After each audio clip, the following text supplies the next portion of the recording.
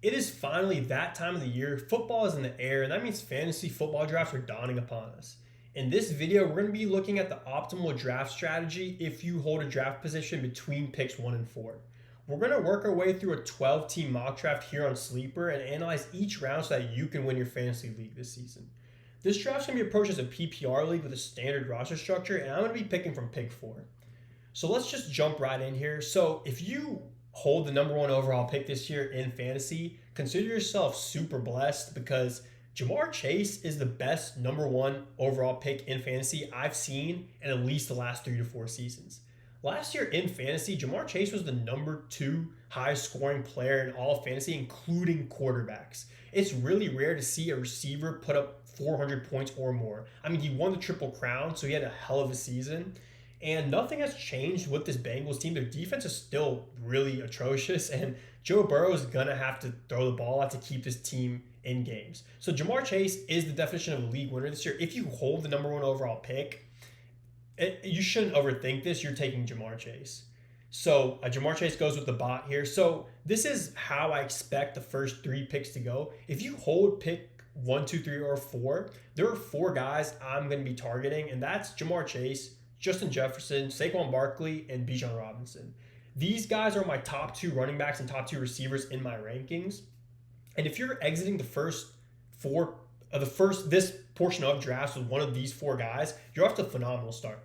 2 guys I wouldn't argue against if you drafted here are CeeDee Lamb and Jahmyr Gibbs. I have both of them in the same tier as the guys I just mentioned, but I can't really justify taking Jahmyr Gibbs over Bijan or Saquon, even though he was RB1 in PPR last year. And I'm definitely not taking CD over Ja'Marr. CD over Justin Jefferson, you could argue with JJ McCarthy and latest hamstring concerns, but I think Justin Jefferson's going to be fine. Guys, he's a baller. We shouldn't overthink players like this. So if this is what I'm looking at pick 4, I'm taking Justin Jefferson here.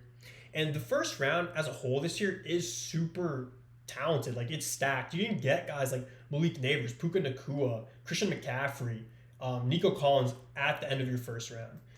So I've found the most success playing fantasy football these last few seasons by really targeting high upside receivers with my first 4 to 5 picks. So ideally, you want to exit the first 3 rounds with 2 high upside receivers and 1 RB1. And looking at who we have here, with this coming around, Josh Jacobs is honestly a very solid pick here.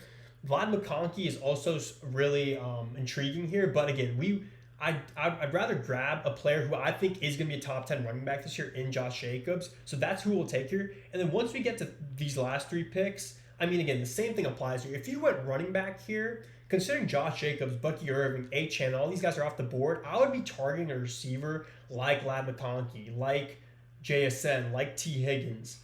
So we're going to take Josh Jacobs here.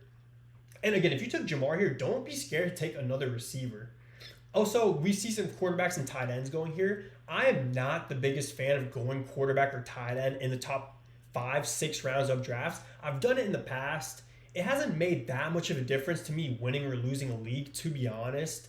And if you're going to take a quarterback in the first 3 rounds, it has to be Lamar or Josh Allen. I guess Jaden Daniels at the end of the 3rd round, but I would not be really going for a quarterback at any of these picks. And if you're going tight end, obviously, if Brock Bowers was there when I was picking, I would probably take him, even though it would just contradict what I just said. But Brock Bowers is like what we saw. He's going to be like what Kelsey was. He's in his prime, okay? And Trey McBride, same thing, should be that really top 2 tight end kind of category. All right, so we come back here, and Chase Brown is super tempting here. If we had gone wide receiver in the 2nd round, Chase Brown would be a really solid RB1 for our team. Kyren Williams is kind of in that category as well. But looking at what we have here, so JSN would be that high upside kind of receiver. If I'm not mistaken, JSN was the wide receiver 9 in PPR last year, and that was only his 2nd year in the NFL. He should improve. Only other receivers here, I'm fading Garrett Wilson this year. T. Higgins here would have been great. Like Ja'Marr Chase, I think T. Higgins is going to see a lot of volume in that offense. Tyreek Hill is a big boomer bust player this year, but if you're picking around here and you want to take the gamble on Tyreek Hill, it's not a bad call. Considering if Tua's healthy, we've seen how great Tyreek Hill can be for fantasy. But I think what I'm going to do here is go JSN. And so now we leave the first 3 rounds with 2 really high upside receivers and 1 running back I can go and say is a very solid RB1 for this team. So now once we get past the first 3 rounds, fantasy becomes every year we see a lot of overvalued players and a lot of undervalued players. It can be really hard to know who to draft, who to fade in this stage of drafts. But lucky for you, my fantasy football draft guide is now available to the public. This guide has all my rankings, notes, projections, and so much more. Let me do the work for you and provide you with the players you should be betting the house on and guys that you should not be touching. As a computer scientist, I've created advanced AI and machine learning models on top of my countless hours of research that could give you the winning edge of the season. So secure your guide by emailing me, messaging me on X, or just commenting down below. The price you pay today is the price you pay for the rest of your life. So as I increase the price as this channel grows every summer and I introduce new, more advanced models, you always pay what you pay today. And since this is the first summer on Yam Talks, I'll be giving out one guide every video for the rest of the summer. So all you have to do is subscribe, like this video, and tell us who your favorite wide receiver target is in this year's drafts. And a week from today, I will choose a winner from your comments. All right, so now we're back here, back to the video, 4th round. Again, you want to target running backs and receivers, and there are some tempting players here for me. I'm really high on DJ Moore this year, and so is Vegas. If you look at his Vegas projections, DJ Moore is projected to be a top 10 player in fantasy this year in this new Ben Johnson offense with Caleb Williams. But I don't know if I'm tempted enough to take him over another really high upside rookie, and that's Omarion Hampton. So my thing here is if we don't take Omarion Hampton here, he's not going to be there in the 5th round, but there are receivers with a lot of upside that are probably going to be there in the 5th round. So like in this stage of drafts, you really need to make decisions based on you got to take some risks. Like who do you think has higher upside? Are there positions you can fill later in the draft? And I'm going to go with Omarion Hampton. With Najee Harris hurt, it just makes sense. That Chargers run game is one of the best units in the NFL. And Omarion Hampton has that first round pedigree. He's going to be a beast. And if Najee misses the first few games of the season, Omarion Hampton just looks legit off the bat. I mean, they're not going to look back. Omarion Hampton is going to be that guy. And then if you're picking at these other picks, obviously I just said DJ Moore. That's a phenomenal pick here. I mean, like I said, I don't like going quarterbacks and tight ends early, but Laporta is not a bad pick. He is my 4th ranked tight end in my rankings. Kenneth Walker, I mean, this guy definitely needed a running back. And if you believe in Kenneth Walker, sure, you can take him. I'm fading him this year. I'm not the biggest Kenneth Walker fan. I don't really like what this guy's got going on, all these different positions in the first 4 rounds, but I mean, he can fill the rest out. And again, these guys, all these 3 bots, I'm saying guys, they're just CPU bots, all went receiver here, and that makes sense. I mean, again, look at team 3, 2 running backs, 3 receivers, really solid start. I think every team here except team 1, I like the approach. So for us though, we have our 2 RB starting running backs, so I'm not going to be looking at running back now for at least another round or 2. And I think the best bet here would be to go receiver. And Devonta Smith is pretty intriguing. I mean, we've seen what he can do, but this Eagles team is really run heavy now, and he's not the wide receiver 1 there. So I'm going to pass on him. Courtland Sutton is a very solid pick here. I mean, he is Bo Nix wide receiver 1. Bo Nix is going to continue to get better. We saw how high-powered the Broncos offense was last year. And JMO, I think I would take Courtland Sutton over him. I'd take Courtland Sutton over Pickens. Tedero McMillan's a super interesting player in this year's drafts. I just think it'd be kind of a reach to take him here over Courtland Sutton. So we'll go Courtland Sutton here. So we're following my blueprint, and the blueprint I think you should follow if you want to win fantasy this year. We're exiting the first 5 rounds with some high upside receivers, and we have our 2 really solid running backs and 1 bona fide RB1.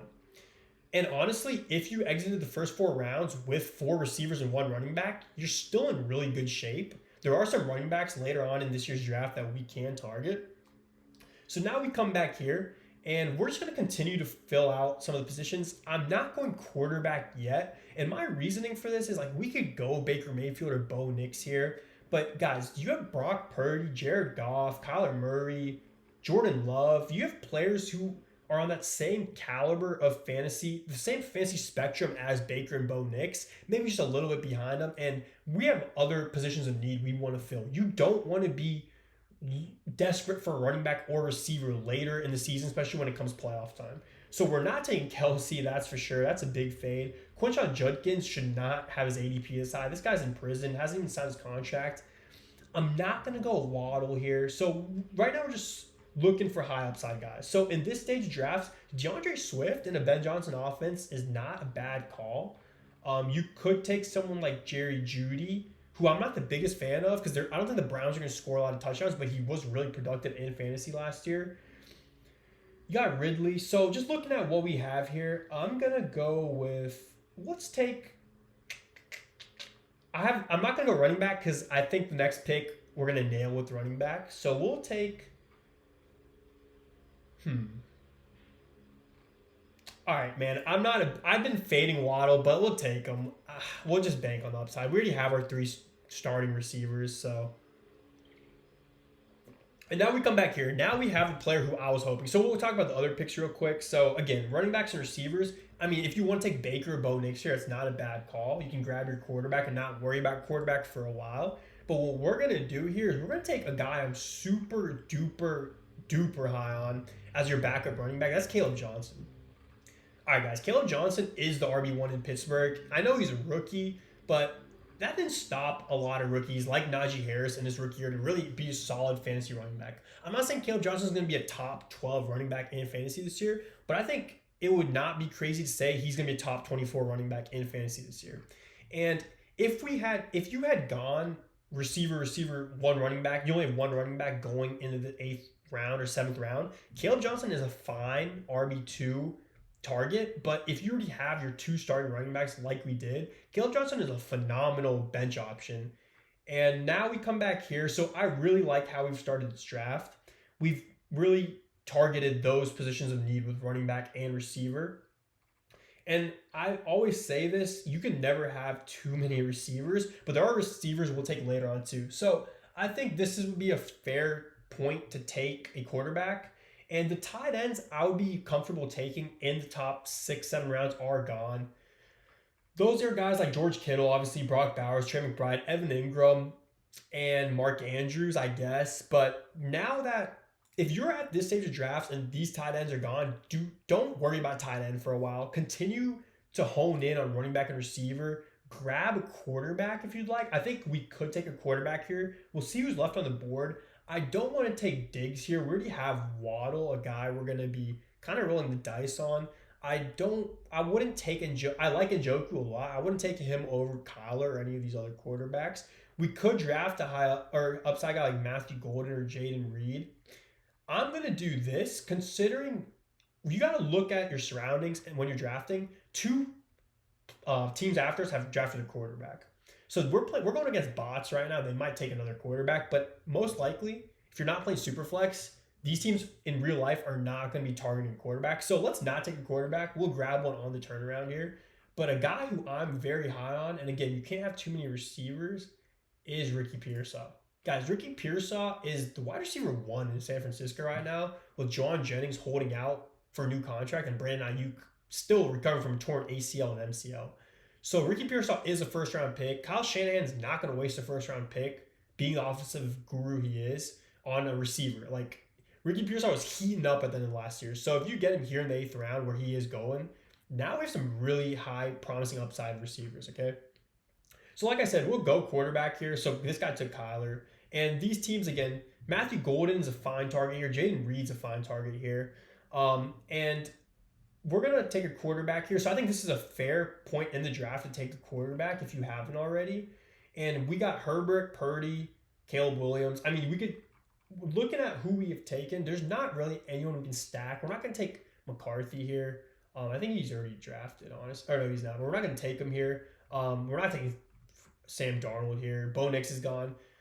I think Brock Purdy would be a really solid player to take, not just for the stack with Ricky Pearsall, but Brock Purdy was the QB5, if I'm not mistaken, in fantasy 2 years ago in that Super Bowl run. We've kind of forgotten or he was the QB9, maybe not 5, but we've forgotten how good he was, and the Niners are projected to win 10, 11, 12 games in Vegas this year. They have the easiest schedule in the league by a mile, so I think Brock Purdy is going to have a big bounce back year. He's a really fine target at quarterback here. You could take in this range guys like I think Jordan Love is in for a big bounce back year. Dak Prescott is a little more of a gamble. I think Caleb Williams, I was really high on, but this last week or two, I know you shouldn't live or die by training camp news, but I've seen some really concerning videos. So I would take Brock Purdy, Justin Herbert, or Jordan Love over Caleb Williams. My thing with Justin Herbert is if you're drafting him, I think he is capped. His ceiling is capped as a top 10 to 12 quarterback rather than the top 8 quarterback because they're a really run heavy team. Not a lot of receiving options outside, established receiving options outside of Ladd McConkey at the moment.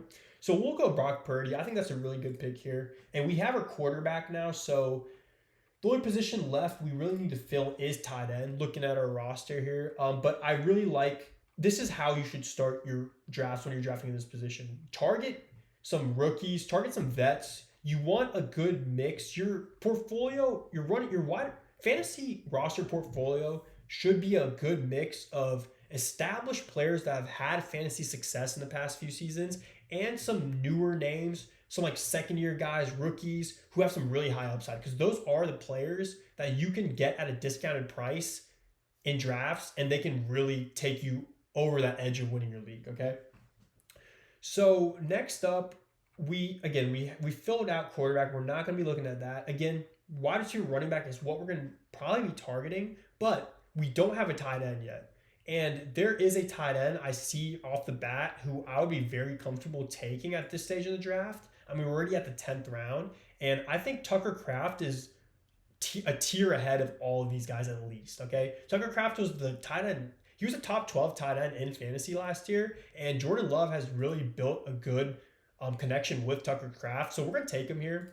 And if you're picking at these other picks, I mean, just looking at guys you could target, if you need a tight end, obviously Tucker Kraft. Jake Ferguson's not a bad pick. We're not going to touch Kyle Pitts. Zach Ertz was really good last year. He just got a contract extension, solid pick. So those are the tight ends you would target in this area. If you need a quarterback, I mean, Jordan Love is still on the board. I think Jordan Love is the biggest quarterback steal in this year's drafts. Even Dak you could take here if you really wanted to. Looking at the running backs, so J.K. Dobbins, that's like the Broncos offensive line is a top 5 unit, so there's some potential there. Jaden Blue, if you are a believer in him as a rookie this year, as potentially emerging as a Cowboys RB1, you could take him here. Tajay Spears, I've heard some hype on. I'm kind of iffy on him. I'm not sure really what to think of Tajay Spears. On a Titans offense, we don't know what's going to look like this year. Jaden Higgins was a good pick here. I mean, he could be CJ Stroud's wide receiver too. On a team that's going to have to pass the ball a lot with a really weak O-line and a injured Joe Mixon. And their defense is not the greatest, so expect them to pass the ball a lot this year. But looking at where we are right now, okay? So we filled out all our starting positions. Guys, kicker and defense. If you're new to fantasy, I mean, I understand, but you should not be taking those two positions till literally the end of your draft. Like, there is no reason at all. It is the most noob thing to do to take a kicker and or a defense before the last two picks of the draft. I don't care if it's the best kicker in fantasy. You're waiting till the end, please. There are just too many high upside guys in every other round that you could be targeting at running back, receiver, quarterback, even tight end, okay? So now we're just going to fill out our bench, and don't waste your picks in these last 4 or 5 rounds on meme picks or just random guys. Okay, you want it. There's still so much upside. Target. These are really low. Like, you're not investing a lot into these guys at the end of your draft. So target guys who have the potential to really give you a solid return on your investment in these last few rounds of your drafts. Okay. So we're just going to be looking for those guys now. I don't think we don't really need to take a backup tight end or a backup quarterback. That's what waiver wires are for. But again, Jaden Blue, let's take him. Like, we have 3 running backs. We'll add a 4th running back. We don't know what to expect with Jaden Blue, but again, if he doesn't pan out, if these guys don't pan out here when you're picking in this stage of drafts, you just cut them. You don't lose much. It's not like you just busted on the top 5, one of your first 5 picks, okay? So we'll keep, I mean, you see defenses and kickers going, and no doubt, unless you're playing with all really experienced fantasy players, you're going to see kickers and defenses get taken here. We're not doing that though, okay? Trust me. If 1 or 2 of these picks hit, this is how you win fantasy football, okay? So looking just, again, high upside guys. We got Rashid Shaheed. We'll skip on him. I'm just going by ADP ranking on here. It just makes it easier to kind of sift through these guys. Kyle Williams, rookie wide receiver in New England. He could be their wide receiver one if Stephon Diggs doesn't pan out. And Drake May's going to need his wide receiver one this year if they want to find some success. So let's keep looking at, let's see what running backs. If you're a Christian McCaffrey holder, Isaac Guerendo is a must, even though he is also injured right now, but you need some insurance there. I'm not the biggest Bishal Tootin fan. Ray Davis is a solid pick here with James Cook holding out right now. And even with James Cook in last year, Ray Davis showed a lot of promise. So Ray Davis wouldn't be a bad pick here. And then just looking at receivers, I think it would be fair to take Kyle Williams here. Again, I'm not promising he's going to be the wide receiver one in New England, but we're targeting upside here, and there is potential upside. So this is going to be our last pick before we pick our defense and kicker. And for that, we could go back at quarterback if we really wanted to. I don't hate having a backup quarterback. I don't recommend ever taking a backup tight end when you have only this many set number of picks, because again, that's what waivers are for. Tight ends emerge every single year in fantasy. So we could take a backup quarterback. JJ McCarthy, I mean, in that Vikings offense is not a bad call. And we filled out our roster at receiver and running back pretty well. So let's just do that. We'll bank on JJ McCarthy potentially putting up Darnold-like numbers in fantasy this year. Darnold was literally looking like an MVP candidate in Minnesota last year. So we'll take that gamble here. And hey, at the end of the day, we kind of do stack him with Justin Jefferson. All right, now these last two picks, guys, just take a defense and a kicker. I would say take a kicker first. Always target a kicker on a high-scoring offense because they have the higher potential to put up points. Tyler Loop looked very solid in training camp and amazing in his preseason game last night. So we'll go Tyler Loop here. He nailed like a 50-yard field goal. And we'll take a defense here. I mean, again, just you could dive into it and look for defenses with an easy schedule. But at the end of the day, we don't know what teams are going to look like. Try to target a defense that plays in a favorable place and isn't going to be put in a terrible situation by their offense. We'll just go Chiefs defense here. And guys, that's how you want to approach these the fantasy football drafts this year if you're picking between picks 1 and 4. And thanks for tuning in. I'm going to be dropping out videos for all the other picks and over this next few weeks, and hope y'all find some success this year in fantasy football. Make sure to enter the giveaway, like, comment, subscribe, all that good stuff, and I'll catch y'all later.